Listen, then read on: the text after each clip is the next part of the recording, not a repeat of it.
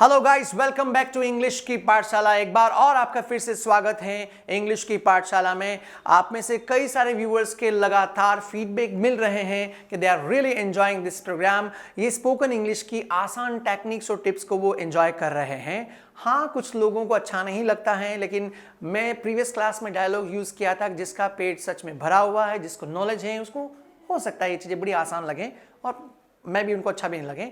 लेकिन ये वीडियोस हमने अधिकतर हिंदी मीडियम स्टूडेंट्स के लिए या इंग्लिश मीडियम के ऐसे स्टूडेंट्स जिनको नॉलेज तो है लेकिन बोलना नहीं आता है, उनके लिए डिज़ाइन किया है। इसलिए दोनों रूल्स पहली क्लास से जो बताए थे, ऑब्जर्व एंड अप्लाई, आप हमारी क्लास में ऑब्जर्व करके अप्लाई करें। और दूसरा rule, speaking comes by speaking, कि सिर्फ पढ़ के उसको छोड़ ना दें, उसको जब से जिस डायलॉग को लिया उसको इंग्लिश में लाएं, बोलें और बोलते रहें हमेशा के लिए, ताकि वो आपकी कल्चर में आ जाए, जैसे हिंदी आपकी नेटिव लैंग्वेज आपके कल्चर में है, right.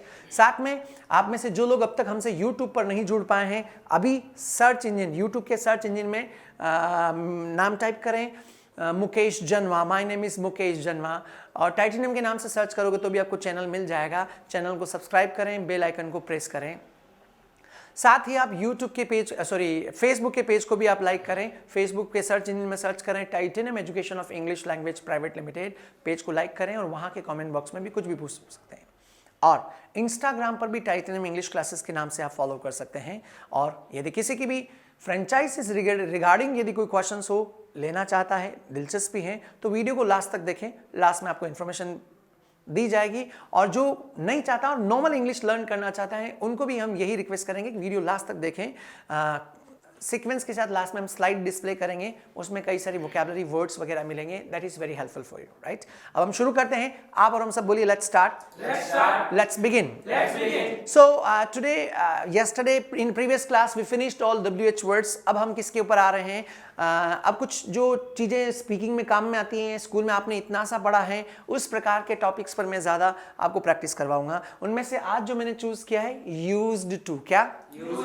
It's a semi model, क्योंकि इसके डबल रोल काम में आते हैं, दो जगह काम में आता है। एक यूज्ड टू फ्रेज भी होती है, किसी चीज़ का आदी हूँ, है ना, मैं आदी हो गया हूँ, मैं यूज्ड टू हो गया हूँ, मैं इसका यूज्ड टू नहीं हूँ, वो सेकेंड यूज है, नेक्स्ट क्लासेस में आएगा। अभी जो हम यूज्ड टू पढ़ रहे हैं वो पास्ट हैबिट्स को बताता है। कैसे? मैं सिलसिलेवार तरीके से समझा रहा हूँ, सुनें। जो भी काम हम करते हैं, फॉर एग्जाम्पल ऐसी काल्पनिक कुछ सेंटेंसेस बोलिए कि मैं अभी क्या कर रही हूँ, आप पूछिए व्हाट आर यू डूइंग। मैं खेल रहा हूँ, बोलिए आई एम प्लेइंग। और यदि ऐसे पूछना कि आप क्या खेल रहे हो, बताओ व्हाट आर यू प्लेइंग। तो कुछ बता दीजिए कि मैं सर अभी तो कबड्डी खेल रहा हूँ, आई एम प्लेइंग कबड्डी। या मैं सेक रेस खेल रहा हूँ, बोलो I am playing sack race. बोरा दौड़, है ना, दो पर्सन खड़े हो जाते हैं, बोरे के अंदर उतर जाते हैं, फिर रेस लगाते हैं ना, तो उस रेस को बोलते हैं सेक रेस। क्या?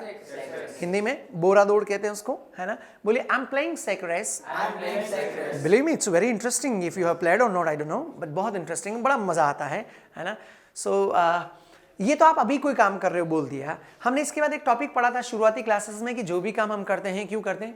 हैबिट्स। करंट हैबिट्स बतानी तो आप बता दो कि मैं सुबह जल्दी उठता हूँ, बोलिए I get up early. Then पानी पीता हूँ, बोलिए आई ड्रिंक वाटर। फिर मैं एक्सरसाइज करता हूँ, आई एम टेक एक्सरसाइज या आई टेक एक्सरसाइज, या फिर बोलो आई डू एक्सरसाइज। वो आपकी करंट हैबिट थी। लेकिन मेरा क्वेश्चन ये है कि जो भी आपकी हैबिट है आज, क्या पूरी लाइफ दरमियान वो हैबिट एक सी रहने वाली, एक जैसी रहने वाली? ना, सब वक्त के साथ हैबिट्स आर चेंज्ड, बदल जाती हैं समय के साथ। 10 years, 20 years, 30 years, 40 years, 50, 60, 70 years के बाद आपकी हैबिट्स, हमारी हैबिट्स बिल्कुल ही चेंज हो जाएगी, राइट। सो फ्यूचर की हैबिट्स में आप क्या करोगे? No one has seen the future, I don't know, you don't know. Present के बारे में हम डिस्कस कर चुके हैं, तो आज हम फ्यूचर और प्रेजेंट के बारे में डिस्कस ना करेंगे। आज मैं आपको लेके जा रहा हूँ सीधा आपके चाइल्डहुड में। किसमें? जब आप छोटे थे, मैं छोटा था, हम सब छोटे थे, तब हमारी हैबिट्स कुछ अलग हुआ करती थी, डिफरेंट हुआ करती थी, तो उसको हम बोलेंगे पास्ट हैबिट्स। क्या? पास्ट हैबिट मतलब ऐसी हैबिट जो पास्ट में थी, पहले आप करते थे, ऐसे काम जिन्हें आप पहले किया करते थे लेकिन आप नहीं करते हो। There may be any reason, कुछ भी कारण हो सकता है आप बड़े हो गए हो सकता है आपको शर्म आती है, डर लगता है, या any XYZ any reason, right. लेकिन अभी हम डिस्कस करने वाले पास्ट हैबिट्स। क्या? ऐसे काम जो हम पास्ट में पहले बार बार करते थे। See there is a difference between past and past habit. जी हाँ, पास्ट और पास्ट हैबिट में फर्क महसूस करें आप। पास्ट मतलब तो सेकंड फॉर्म हम पढ़ चुके हैं, एक बार बचपन में मैंने सैक रेस बोरा दौड़ खेला था, तो प्ले की सेकंड फॉर्म लगा के बोल दीजिए आई प्लेड सैक रेस। क्या? I played sack race. Past को बताना सेकंड फॉर्म बता दोगे आप, राइट? लेकिन अभी हम पास्ट डिस्कस नहीं कर रहे हैं, हम डिस्कस कर रहे हैं पास्ट हैबिट्स। क्या? Past habits. ऐसे काम जिन्हें हम बार बार करते थे, राइट?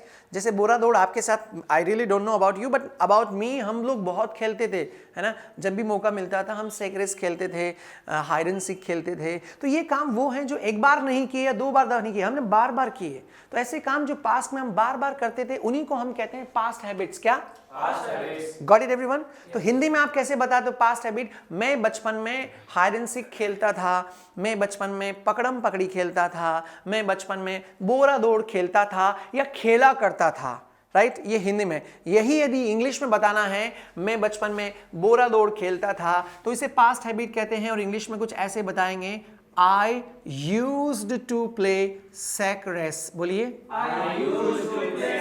ये जो यूज टू हैं ये पास्ट हैबिट को बता रहा है। सेमी मॉडल है, इसके डबल यूज हैं, एक यूज टू दूसरा भी होता है, वो आगे आएगा, राइट?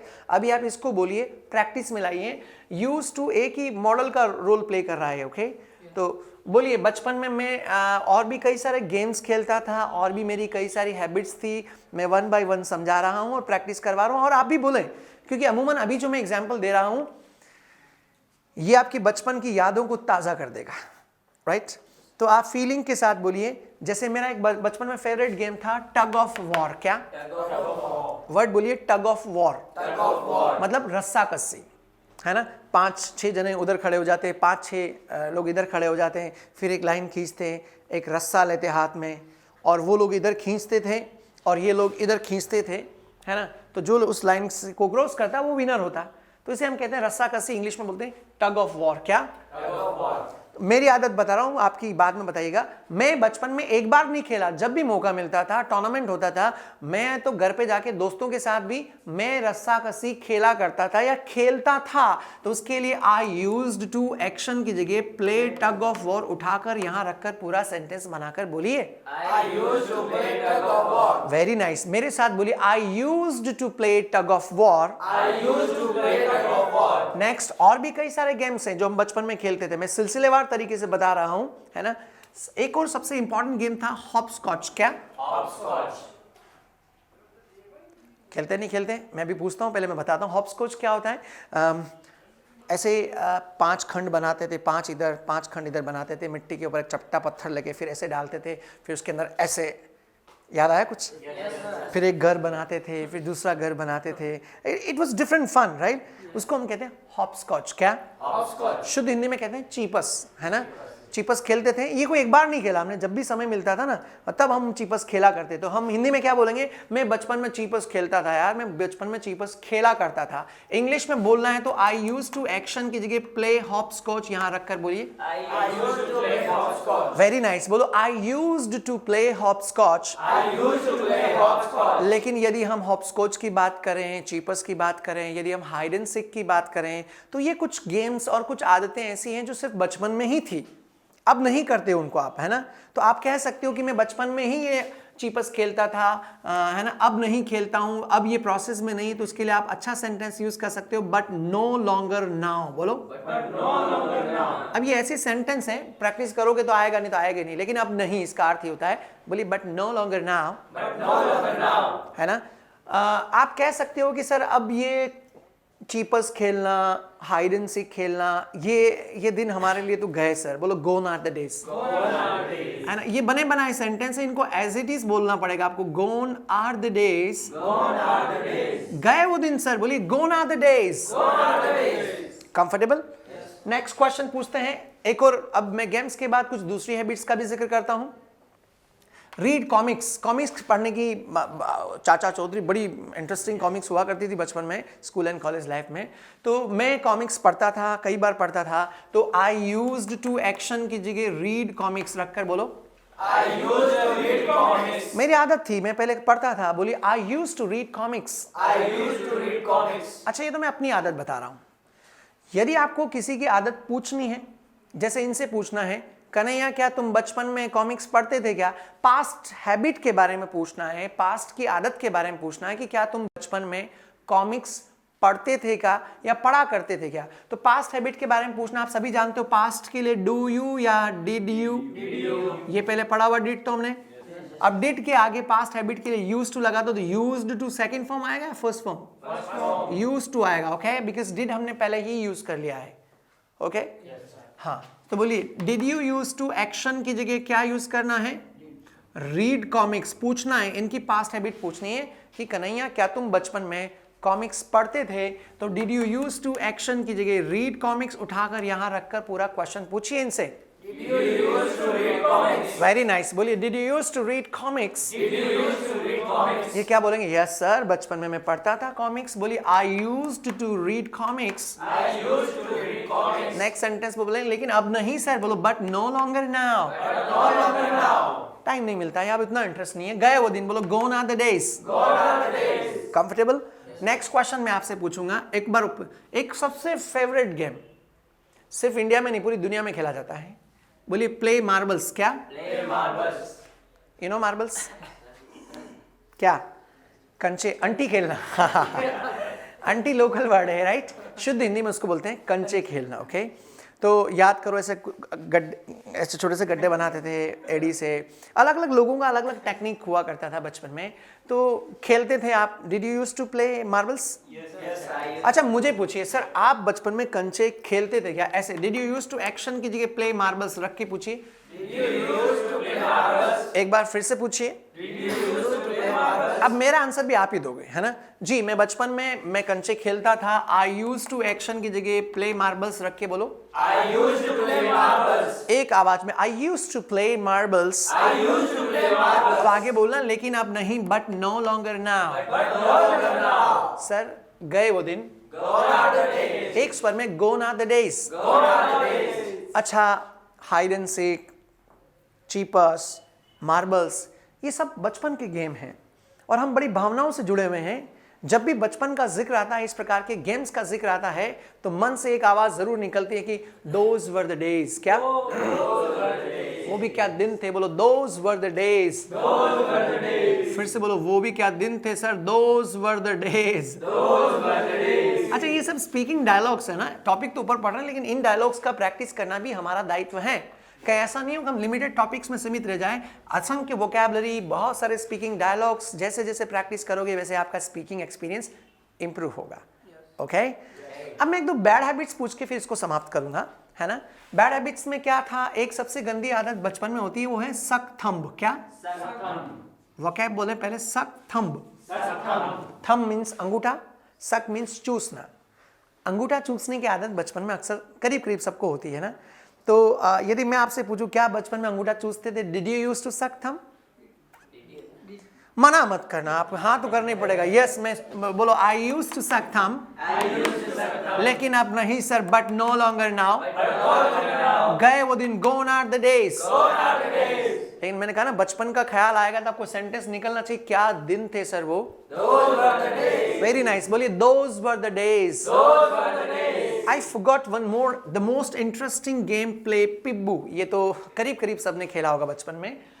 पिब्बू, P-E-E-P, पिप मतलब वैसे ताक-झाक करना होता है, उसी के आधार पर गेम बना है पिब्बू।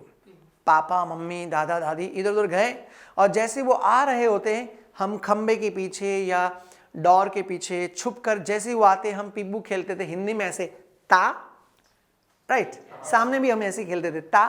तो वो का वो गेम इंग्लिश में क्या कहलाता है? पिब्बू। क्या?